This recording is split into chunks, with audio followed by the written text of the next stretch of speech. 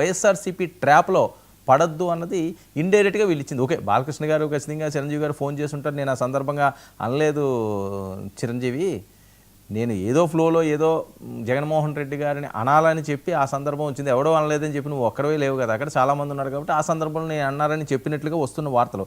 అలాగే బాలకృష్ణ గారు కూడా, తమ్ముడు నేనైతే అనలేదు, చిరంజీవి అన్నయ్య కోసమని నేనేం అనలేదు, దాన్ని వేరే రకంగా డ్రైవిట్ చేస్తున్నారు, ఆ ట్రాప్లో పడొద్దని. డైరెక్ట్గా మరి పవన్ కళ్యాణ్ గారు చంద్రబాబు నాయుడు గారి ఇంటికి వెళ్ళి ఇంక వీళ్ళిద్దరూ కూర్చుని మాట్లాడుకున్నారు అంటే అదేదో వేరే ట్రాప్లో మనం ఇరుక్కోకూడదు, జరిగింది ఏదో జరిగిపోయింది, ఇది కావాల్సి నీకు వాళ్ళతో నీకు ఇప్పుడే ఫోన్ చేస్తే నీకు పరిచయం లేదు, ఇదిగో మాట్లాడుకోండి, ఇలా చిరంజీవిని కాన్ఫరెన్స్ తీసుకుందాం, చిరంజీవితో మాట్లాడండి, అయిపోయింది.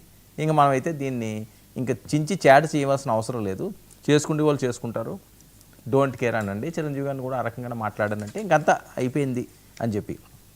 మరి దీన్ని వైసీపీ వాళ్ళు ఎలా తీసుకుంటారో ఏం చేస్తారో చూడాలి. ఇక పవన్ తీరుపై వైసీపీ అటాక్ మోడ్. కూటమి నేతల మధ్య చిచ్చుకు భారీ స్కెచ్ అని జరుగుతున్న ప్రచారం, సోషల్ మీడియా ద్వారా ఎత్తుగడలు, పాత కామెంట్ల వీడియోలు వైరల్.